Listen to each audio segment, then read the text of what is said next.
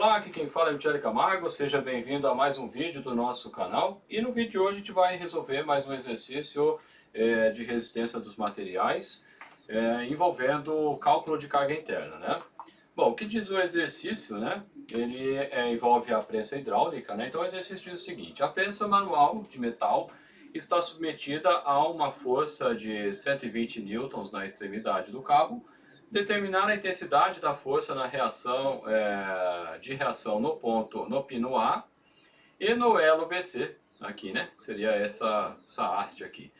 Determinar também a resultante das cargas internas que atuam na seção transversal que passa pelo ponto D do cabo. Então, que é um exercício tem uma certa complicação, mas não é tão difícil assim como parece, né? A propósito, se você não me conhece, eu sou Michele Camargo, engenheiro mecânico pela Universidade Federal de Itajubá.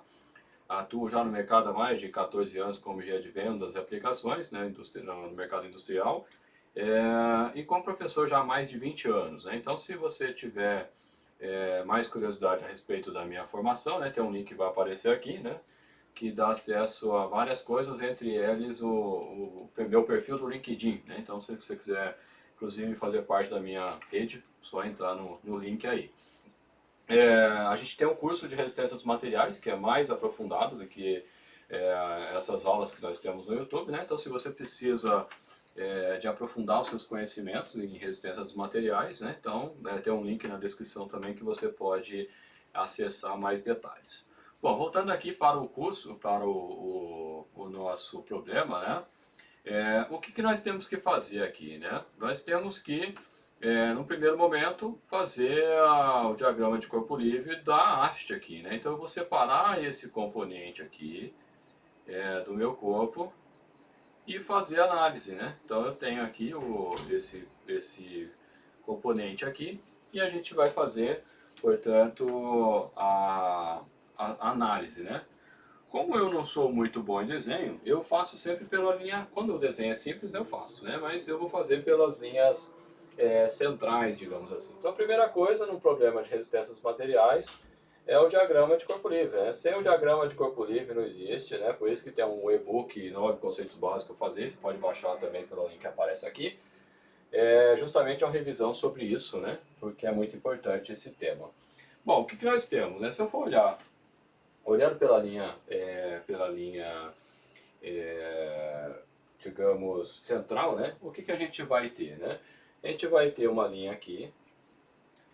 Essa linha, ela sai aqui num ângulo de 60 graus com a horizontal, com a vertical. Depois, essa haste sai assim. E esse ângulo aqui é um ângulo de 30 graus com a horizontal agora. Quando chega aqui, ele sai 90 graus aqui, um certo trecho. E por fim ele vira de novo e paralelo aqui, né? Então ele vai virar mais um 90 graus aqui. E aqui eu vou ter a forcinha, né? A mãozinha que aparece na imagem aqui, né? Você pode ver na imagem. Vai aparecer essa força F. Eu vou chamar F de 120 só para ficar mais fácil fazer o desenvolvimento aqui. Essa força F. Bom, o que acontece, né? A partir do momento, né? Então aqui é o meu ponto B, aqui é o meu ponto A, e lá na extremidade eu não tenho nenhum ponto, né? Um ponto C aqui embaixo, tal, mas não importa, né? Eu fiz a separação aqui do corpo, né? Dessa haste, que é essa coisa vermelha que eu destaquei aqui. Já não importa mais as outras coisas, né? Eu estou analisando essa haste aqui. Bom, a partir do momento, né, que eu desvinculei aqui em A, como é um pino, o que vai acontecer? Ele vai ter uma reação AY e vai ter uma reação AX. E lá no ponto B, eu tenho essa haste aqui, que é o que, digamos assim, segura, né? Esse componente aqui é o corpo da prensa, propriamente dito. Né? Esse ponto A ele sobe e desce no equipamento, né? E essa haste não, ela fica constante, ela fica parada aqui e ela faz esse conjunto todo abaixar, né? E como aqui eu tenho os componentes internos aqui, ele não sai, né? Daqui ele só faz movimento vertical. Né? Então, aqui em B, eu só vou ter uma força no sentido de Y. Eu não vou ter forças no sentido de X, porque ele não tem, né, eu não tenho, eu só tenho reação, ele fica parado, ele fica fixo ali, né? Então, quando eu aplico essa força aqui, né, o que que acontece? Essa parte aqui puxa para cima, né? Consequentemente, essa haste vai puxar para baixo. Mas eu estou desenhando aqui positivo porque eu não quero fazer essa análise, eu não preciso fazer. Eu coloco sempre nos sentidos positivos, quando é negativo eu sei que é o lado oposto, né? Não preciso me preocupar com isso. Bom, o que que eu tenho aqui de distância que é importante aqui, né?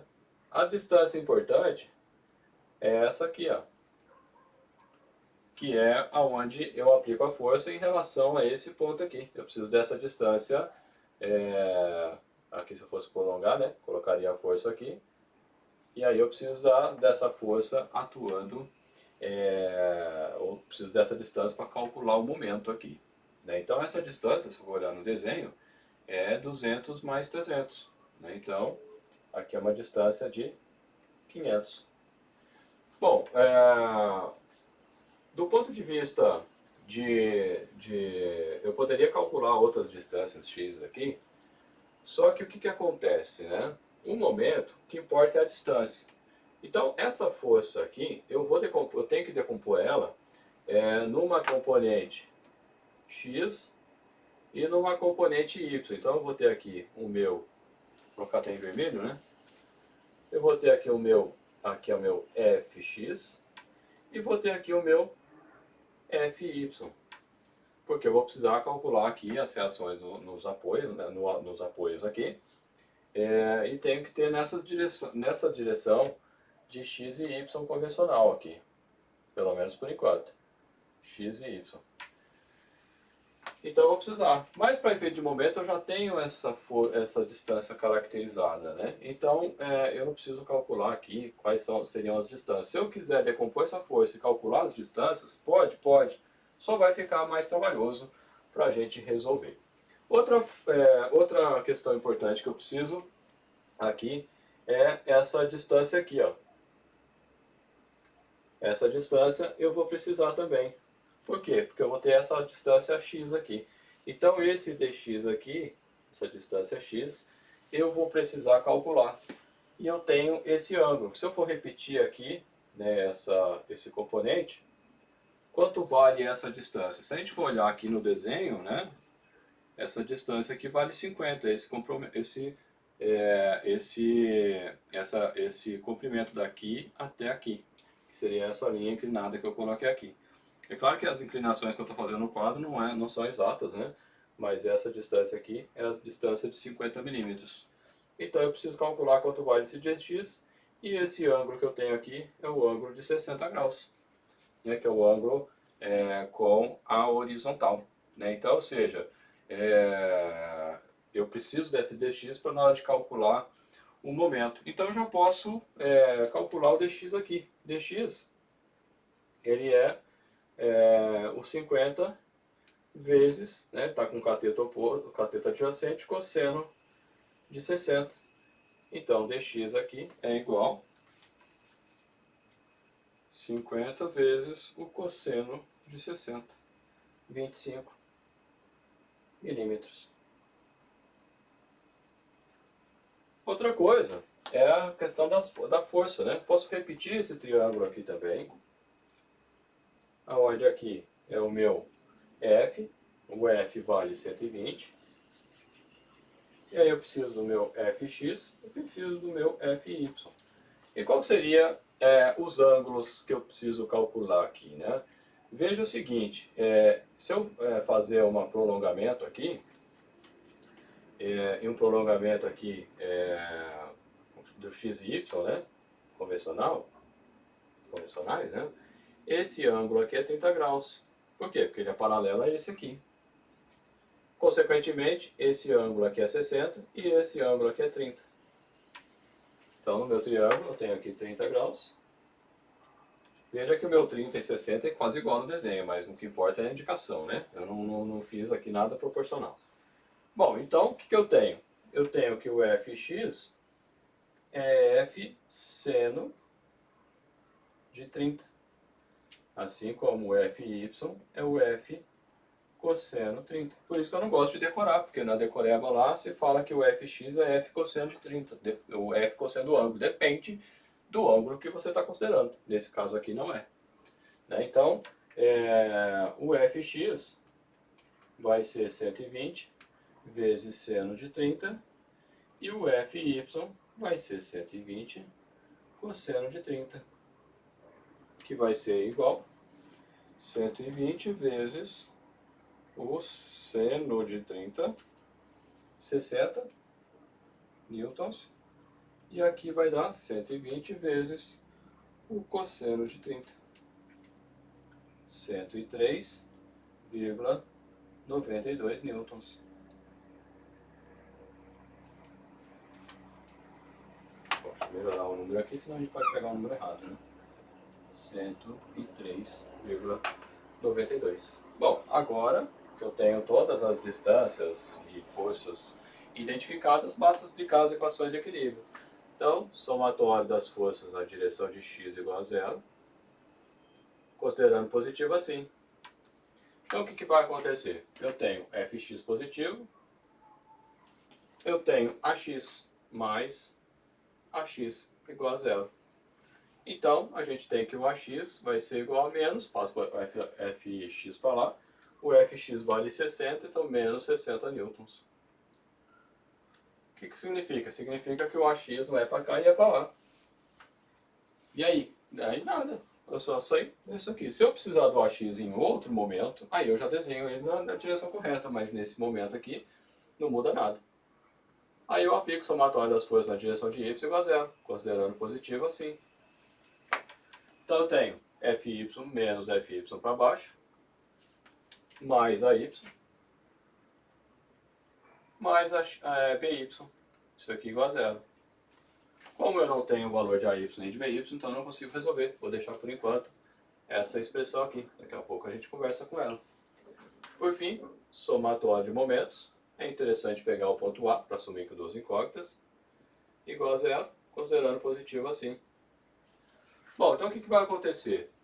Aqui já é conveniente a gente trabalhar com o F, como eu disse, porque a gente já tem essa distância de 500. Ele aplica aqui a 90 graus, né? O desenho deixa bem claro, né?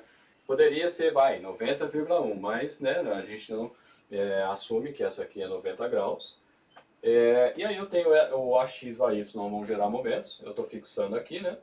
Então o BY gera momento porque eu tenho já justamente essa distancinha dx já calculada. Então o que vai ficar? Em relação a A, o F ele faz girar no sentido horário. O horário é menos. Dá até para escrever aqui, menos F vezes 500. O que mais? A outra força que gera momento é o BY. BY vezes DY. Nesse caso também, no sentido, a relação aqui, ele faz girar no sentido horário. Horário é menos. Menos BY vezes dx. E isso aqui é igual a zero. Bom, daqui a gente tira então que o BY é igual. Passei esse conjunto para lá, ou esse aqui para lá, né? Vai ficar positivo, esse aqui fica negativo. Menos o F. O F vale 120, o 500 que eu já tinha aqui, dividido pelo dx, que é, a gente já calculou o dx, 25. Então, nesse caso, vai ficar 120 vezes 500 dividido por 25. BY igual a 2.400 newtons.